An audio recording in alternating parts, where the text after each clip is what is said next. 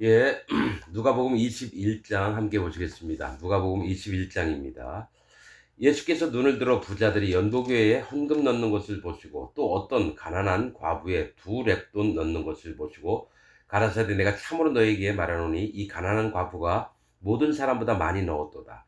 저들은 그 풍족한 중에서 헌금을 넣었거니와 이 과부는 그 구찬 중에서 자기의 있는 바 생활비 전부를 넣었느니라 하시니라.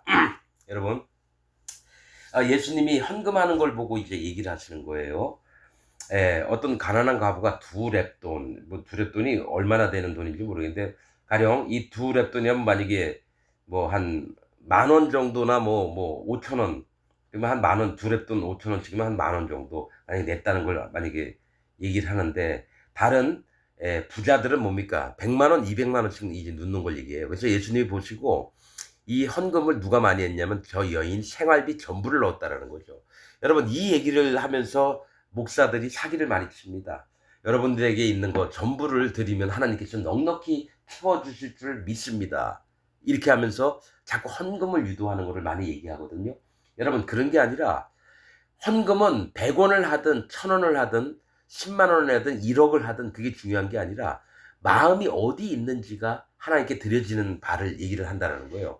여러분, 제가 고등학교 때 우리 누나가 의상실을 다니면서 85년, 6년 그쯤 됩니다. 에, 한 달에 6만 원을 받았습니다. 한 달 일하고 6만 원. 그때 방세가 5천 원이고 이랬었습니다. 아주 가난한 시골, 도시의 허름한 집에서 살았었는데, 그래서 누나가 저에게 버스라도 학교 다니라고 해서 5천 원, 10분의 1이죠, 거의. 5천 원을 줬는데 나는 그거를 11조를 해야 된다는 거를 들었기 때문에 500원을 소중하게 봉투를 넣어서 에, 헌금함에 넣었습니다. 그런데 이제 목사가 강대상에 이만큼, 이게 어디 얘기냐면 춘천 동부교회에 있었던 얘기고, 그때 목사가 누구죠? 전덕열 목사라고 계명대 나와가지고 신학대학원을 나와서 목사가 된 놈입니다.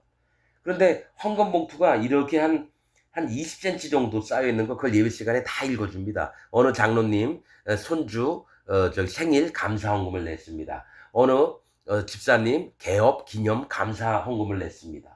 이걸 다 읽어주는 거예요. 헌금 봉투에 있는 걸, 예배 시간 때. 근데 내 차례가 왔어요. 내 봉투에 봉투 하나를 이렇게 들여보더니 저는 아무것도 안 썼거든요. 그랬더니 누가 동전 하나 넣었네요, 이러는 거예요.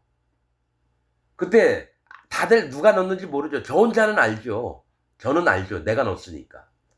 그래서 마음이 그때 얼마나 이게 아팠는지, 내 이거 500원을 넣은 거는 우리 누나가 한 달 내내 일해서 버는 6만 원 중에서 나한테 준 5천 원, 5천 원의 그 돈이 나한테 얼마나 소중한지 몰라요. 헌금하는 것도 솔직히 아까웠어요. 그러나 하나님이 말씀하셨기 때문에 11조는 내야 된다 그러니까 냈습니다. 근데 그 목사는 돈을 이렇게 보더니 누가 동전 하나 넣네요. 우리 누나가 했던 일들이 동전 하나의 값인가, 이런 마음이 들었습니다. 나를 위해서 죽도록 일을 하면서 뒷바라지를 하면서 5천 원을 준 게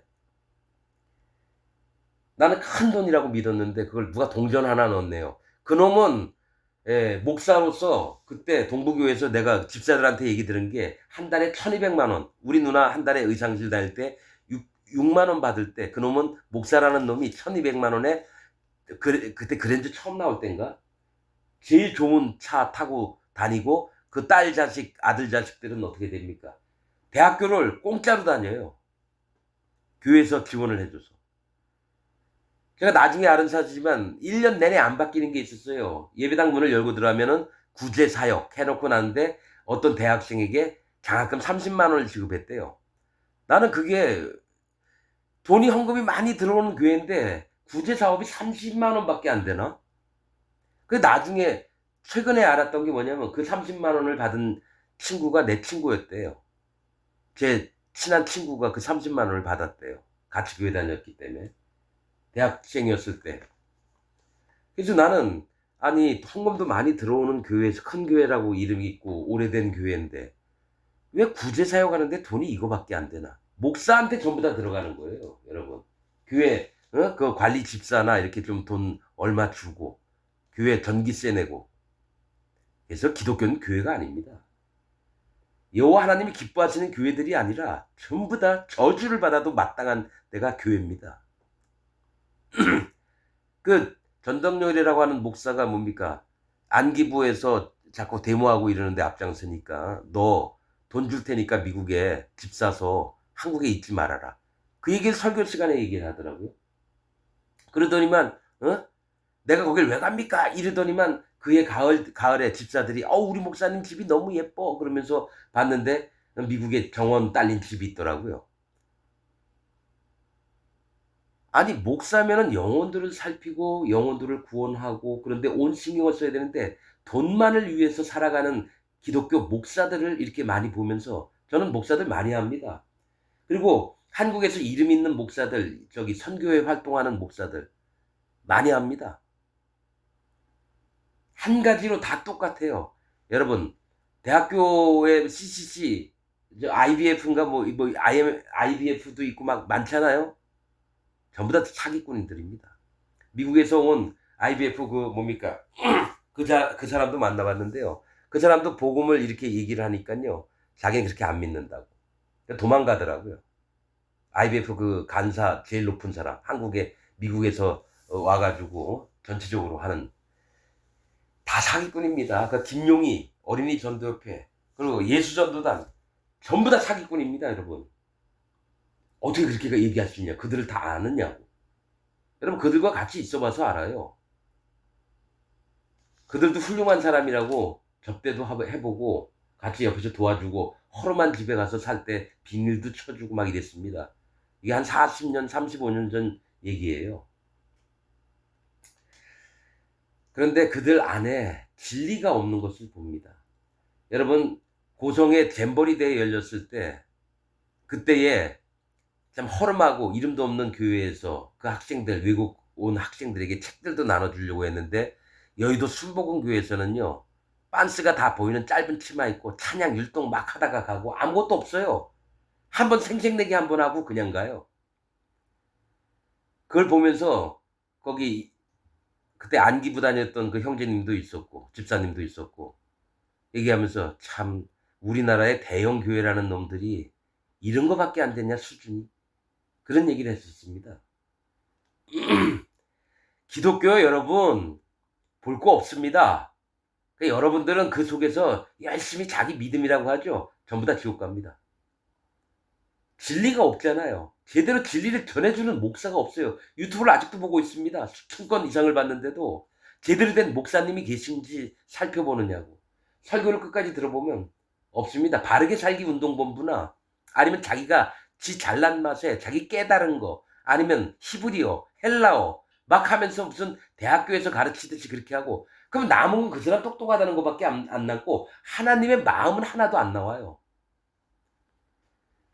에휴 정말 답답한 현실이고 그렇습니다. 자, 이 연보를 했던 두랩돈 이 과부가 그러니까 뭐가 있냐면 하나님은 돈을 액수를 따지는 게 아니라 그의 마음을 보신다는 거죠. 그래서 이런 부분에 대해서도 얘기하시지만 이제 그 다음 또 읽어보겠습니다. 어떤 사람들이 성전을 가리켜 그 미석과 아름다운 돌을 얘기해요. 헌물, 그러니까 사람들이 바쳤던 것으로 꾸민 것을 말하며 예수께서 가라사대 너희 보는 이것들이 날이 이르면 돌 하나도 돌 위에 남지 않고 다 무너뜨리우리라 이렇게 얘기합니다. 70년 AD 70년에 로마의 티투스 장군이 와가지고 이스라엘 중에 이 반기를 든 자들이 있으니까 와서 전부 다 성전을 무너뜨렸습니다. 돌 위에 돌 남지 않고 이게 맞죠?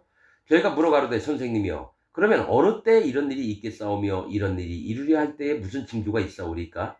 자, 여러분 지금부터는 이제 뭘 얘기를 하시냐면요. 역사적인 부분도 얘기하지만 마지막 때도 얘기를 하는 겁니다. 가라사대 미혹을 받지 않도록 주의하라. 여러분 우리 한국에서도 자기가 그리스도라고 구원자라고 얘기하는 놈이 200명 이상이 된다고 전 그전에 들었습니다. 여러분 신천지 이만이 맞죠? 그놈도 자기가 예수님과 동급이라고 얘기를 했대요. 그 밑에 있는 교인한테 들은 겁니다. 그놈이 했던 얘기가 요한계시록 가지고 사람들한테 장난치면서 깨달은 척하면서 얘기를 하고 자기는 예수님과 동급이라고 해요. 그 사람 그놈 조금 더 있으면은 지가 구원자라고 얘기할 수도 있다. 예수님과 동급이라면 지가 구원자라는 얘기거든요. 그러면 삼위일체 하나님이 여호와 하나님, 예수 그리스도 하나님, 성령님이 아니라 뭡니까? 사위일체 하나님을 만들려고 하는 놈이에요.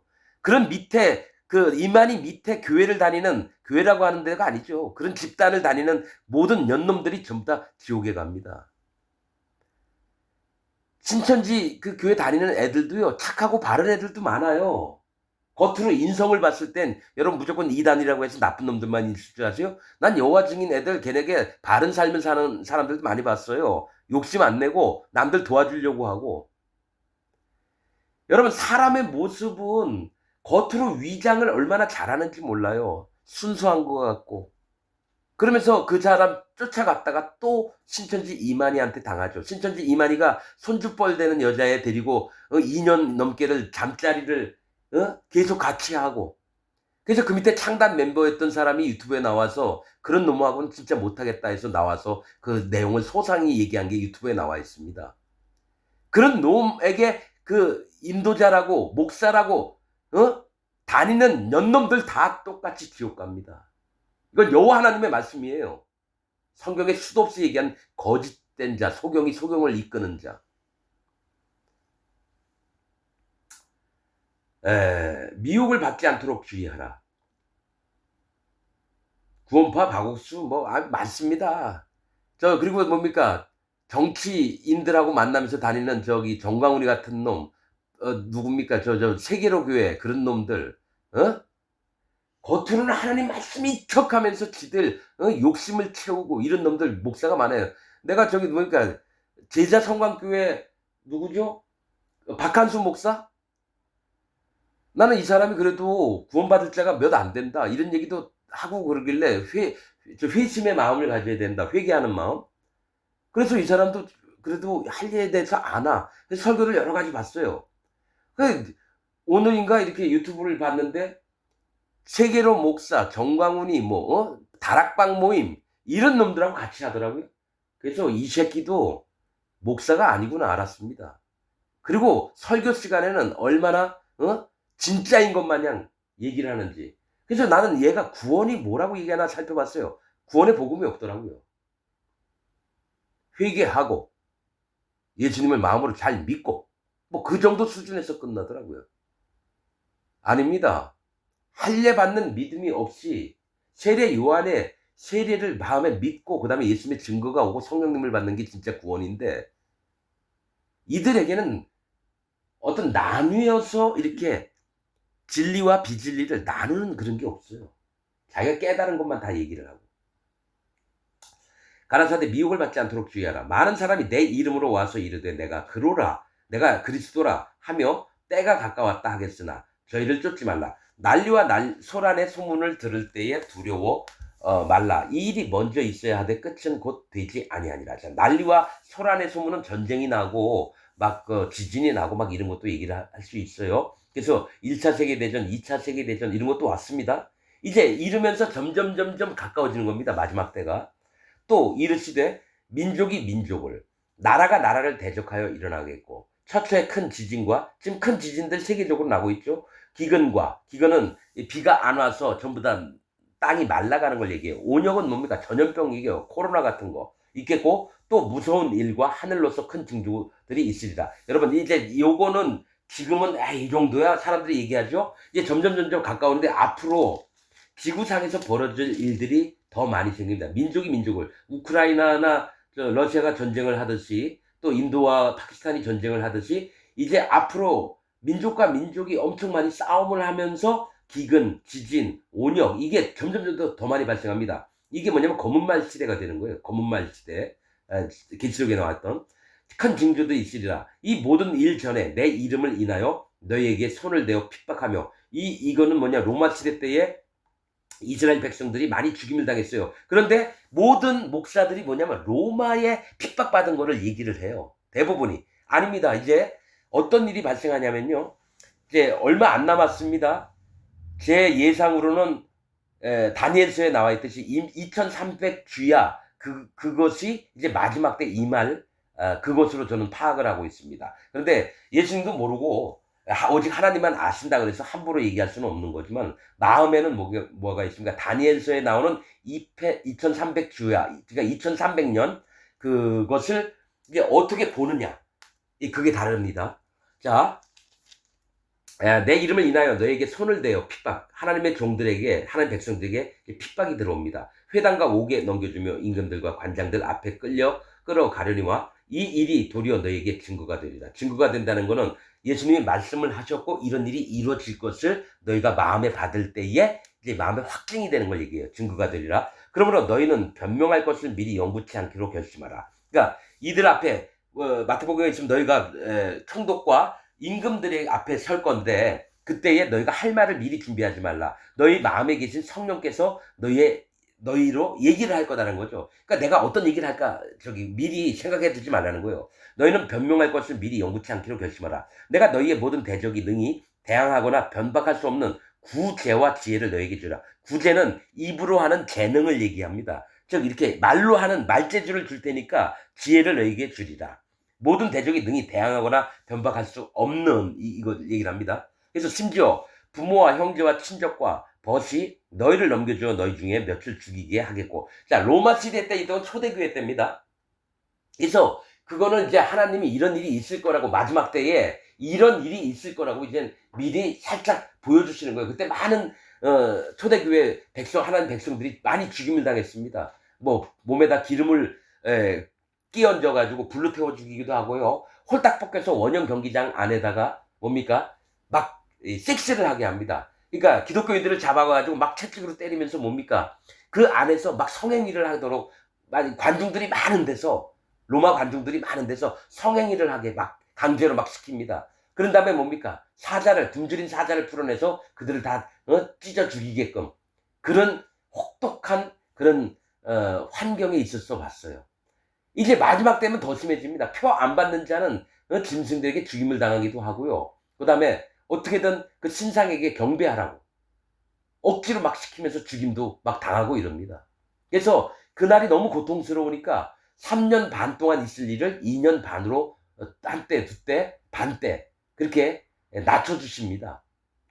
그래서 너희 중에 몇을 죽이게 하겠고 또 너희가 내 이름을 인하여 모든 사람에게 미움을 받을 것이나 너희 머리털 하나도 상치 아니하리라. 미움을 받을 것이 머리털 하나도 상치 않을 거야. 안 다친다고 안 죽고 그건 아닙니다.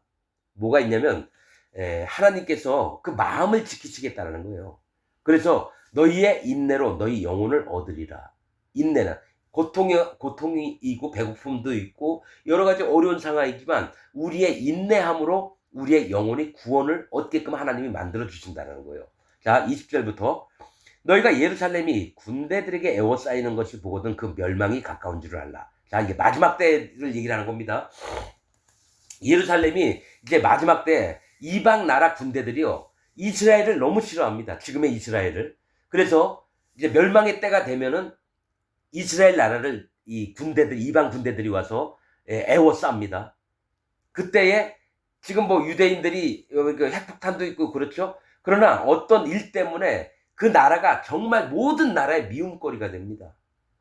그래서 전 세계에 있는 박사들이 이스라엘이 무슨 전쟁이 났다 하면은 마지막 때가 오는 걸 알기 때문에 이스라엘 나라의 어떤 전쟁이나 이런 거를 살펴봅니다. 두려워합니다. 말씀에 있는 거기 때문에 그래요. 자, 예루살렘이 군대들에게 에워싸이는 것을 보거든 그 멸망이 가까운 줄 알라. 그때 유대에 있는 자들은 산으로 도망할지며. 자, 이거 영적으로 얘기하겠습니다. 예루살렘은 어떤 자면 예수님을, 하나님을 잘 믿는다고 하는 세계에 이방 나라의 군대들이 쳐들어와요. 이 종교인들의 모인 데가 예루살렘입니다. 즉 기독교도 마찬가지고요. 그때 유대에 있는 자, 믿는다고 하는 자들은 산으로 도망할지며. 산은 믿음의 산으로 도망가는 거예요. 설사 어려움이 있을지라도 믿음을 지키라는 겁니다. 산은 믿음의 산을 얘기합니다. 도망할지며 성내에 있는 자들은 나갈지며. 내가 여기서 잘 먹고 잘 살고 편안한데 내가 왜 밖으로 나갈까? 왜냐? 군대들이 들어와서 칼로 전부 다 죽인다라는 얘기예요. 앞으로 있을 일을 얘기합니다. 성내에 있는 자들은 나갈지며 촌에 있는 자들은 그리로 들어가지 말지라. 그러니까 밖에 나가서 논밭에 있던 자들은 뭐 성으로 가면은 또 먹을 것도 있고 거기 재산도 있으니까 그리로 들어가지 말라는 거예요. 그러니까 다 도망가라는 겁니다. 그 날들은 기록된 모든 것을 이루는 형벌의 날입니다. 하나님이 성경에 기록됐듯이 이스라엘 백성들이 예수님을 믿지 않고 자기가 믿는 율법, 모세의 법을 존중을 해서 예수님을 안 믿어요. 예수님을 구원자라고 안 믿어요. 예수님을 모든 죄를 없애러 온 왕이신 것을 안 믿고 아직까지 메시아를 기다리고 있다는 말이에요. 그래서 하나님이 그렇게 믿지 않는 자들에게 이스라엘부터 먼저 형벌의 날을 준다는 거죠. 그날에는 아이 벤 자들과 젖 먹이는 자들에게 화가 있으리니 이는 땅의 큰 환난과 이 백성에게 진노가 있겠습니다. 이 아이 벤 자와 젖 먹이는 미래의 희망을 갖고 사는 자들을 얘기해요. 아이 벤 자들과 젖 먹이는 뭡니까? 이 애가 자라면 더 커서 성인이 되고 또 늙으면 행복하게 죽고 이런 이 땅의 심판을 바라보는 세계가 아니라 이 땅에서도 어떻게든 잘 먹고 잘 살아야 되는 거 아닌가. 이래서 미리 준비를 안 한 거야. 마음의 준비들을. 그래서 결혼해서 애도 낳고 젖을 먹이는데 그때에 뭡니까? 이방에 군대들이 쳐들어와서 전부 다 죽이고 있을 때 애 먹일 것도 없고 아이 벤자는 해산을 하면 병원 갈 시간도 안 되는 거예요. 큰 환난과 이 백성에게 진노가 있겠습니다. 저희가 칼날의 죽임을 당하며 맞죠? 모든 이방에 사로잡혀 가겠고 자 바벨론 때는 이랬어요. 그럼 예수님이 바벨론 사건 이후에 한참 있다 오셨거든요. 근데 또 이런 얘기 모든 이방에 사로잡혀 가겠고 여러분 다른 나라로 많이 흩어졌어요. 이스라엘이. 그래가지고 어떻게 됩니까? 유럽에서 많이 살고 뭐 각 나라로 다 퍼졌거든요. 그런데 이 얘기 뭐냐면 그러자 다시 1945년인가 이스라엘을 다시 회복을 했어요. 그런데 이제 문제는 뭐냐면 모든 이방에 사로잡혀가겠고 예루살렘은 이방인의 때가 차기까지 이방인들에게 밟히리라. 여러분 역사적으로 이미 그랬어요. 다시 이스라엘이 만들어졌어요. 1945년인가 뭐 몇 년에. 여러분 근데 이게 마지막 때 또 이런 일이 있을 거라는 겁니다. 마지막 때에. 이방인의 때가 차기까지 이방인에게 밟히리라는 얘기는 뭐냐면 예루살렘은 이방인. 자 뭡니까? 먼저 된 자가 예루살렘 유다고 이스라엘 백성들이에요. 이 먼저 된 자가 나중되고 나중된 자가 처음 되리라 이렇게 했거든요. 그 얘기 뭐냐면 이스라엘 백성에게 하나님의 백성될 하나님의 구원이 이루어지는 게 아니라 이제 이방인의 때가 차기까지 이방인들에게 밟히려는 건 이방인 중에서 구원받을 자가 그 숫자가 찰 때까지 누가 하나님 원래 백성이었던 이스라엘 백성들이 여러분 이방인들에게 짓밟혀서 그때 이방인 중에 14만 4천 명이 구원받는 겁니다. 르우벤 지파, 갓 지파, 뭡니까? 유다 지파, 시몬 지파 이렇게 해서 12,000명씩 14만 4천 명이 이때 구원을 받습니다. 그래서 하나님의 종이 두 종이 나옵니다. 이스라엘 중에서 나옵니다. 이스라엘 중에서. 그래서 14만 4천 명이 구원받게 하고 그 다음에 하늘로 올라갑니다. 죽임을 당했다가 1월 성신에는 징조가 있겠고 1월 성신은 뭐냐면 해와 달과 별들에게 징조가 하늘의 권능들이 막 흔들린다고 그랬습니다. 땅에서는 민족들이 바다와 파도의 우는 소리를 인하여 혼란 중에 공고하리라. 바다와 파도의 우는 소리는 심판으로 말미암아서 혼란을 겪게 된다는 거예요. 여러분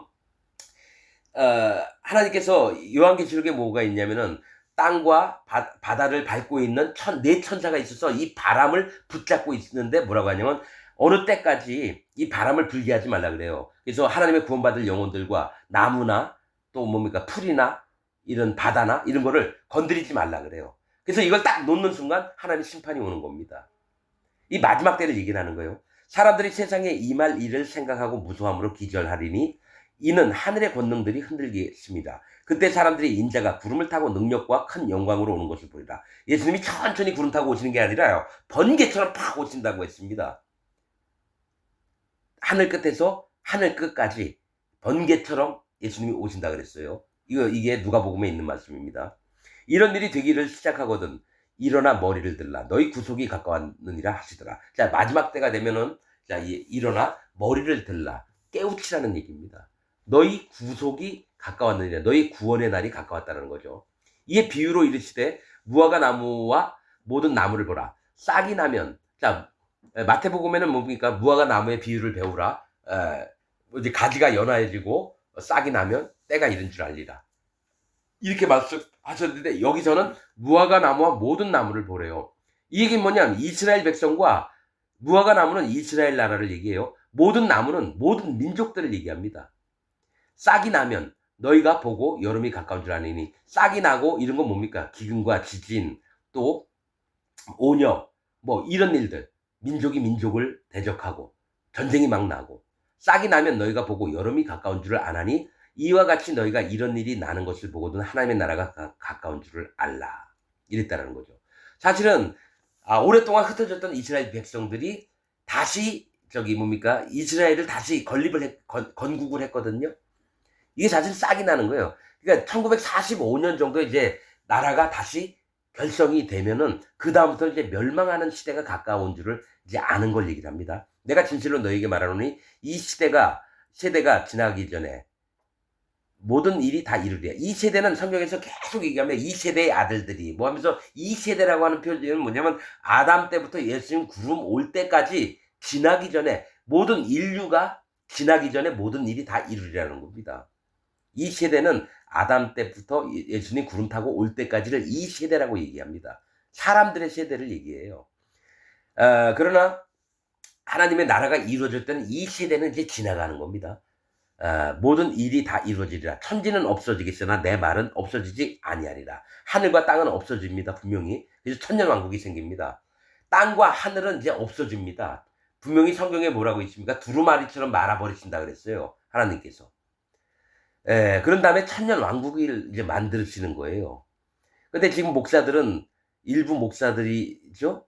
지금이 천년왕국입니다. 우기는 목사들은 다 거짓자입니다. 다 거짓자입니다. 아직 7년 대환란도 안 왔는데 7년 대환란을 로마 시대로 얘기하는 목사들도 있어요. 그러니까 기독교인들이 막 일이 우왕좌왕하게 만드는 게 지금 목사들 사단막의 종들입니다. 유튜브를 보니까 야 진짜 얼마나 그 로마 시대 몇 년에 어느 왕이 있었고 또 그 왕의 이름을 얘기하면은 알파벳이 1, 2, 3, 4인데 그거는 로마의 네로 황제다. 막 이러면서 막 이 지어내서 막 만들어요. 그게 666이다. 그러니까 사람들 다 쏘가 넘어가죠.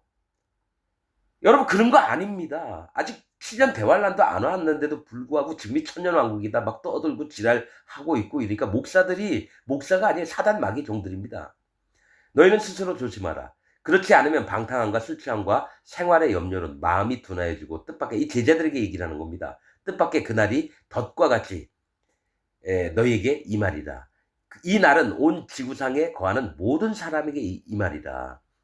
구원받은 자나 구원받지 못한 자에게 뭡니까? 하나님이 예수님이 구름 타고 오셔서 심판을 하실 그것에 구원받을 자는 구원받고 심판할 자는 심판한다는 겁니다. 이러므로 너희는 장차 올 이 모든 일을 능히 피하고 인자 앞에 서도록 항상 기도하며 깨어있으라 하시라. 마음을 변치 말라는 겁니다. 너희가 구원받은 그 심령들을 하나님 앞에 올곧게 서 있으라는 겁니다. 그러나 지금 기독교인들은 여호와 하나님 앞에 예수 그리스도 하나님 앞에 올곧게 못 서 있습니다.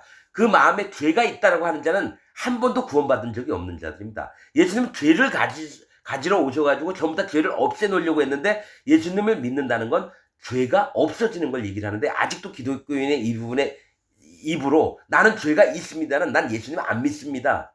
예수님이 모든 죄를 없애놓은 걸 난 안 믿을 거예요 라고 얘기하는 겁니다. 그러니까 그들이 심판받는 게 합당한 일입니다. 이래서 누가복음, 마태복음, 마가복음, 요한복음에 계속 이 부분을 복음서가 뭡니까? 예수님이 죄를 가지러 오신 분이다. 너희는 믿어라. 이게 복음서인데 복음서를 읽으면서도 나는 죄가 있어요. 나 예수님 믿지만 죄가 있어요. 이렇게 믿는 이들이 전부 다 사단마귀의 종들로서 지옥에 떨어지는 게 당연하다는 겁니다.